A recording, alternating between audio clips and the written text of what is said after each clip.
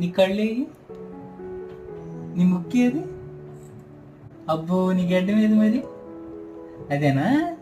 నీ చెవులేయి, నీ పళ్ళు చూపి, నీ పళ్ళు, నీ నాలుగు చూపి, నాలుగు చూపి, బయటికి పెట్టి నాలుక.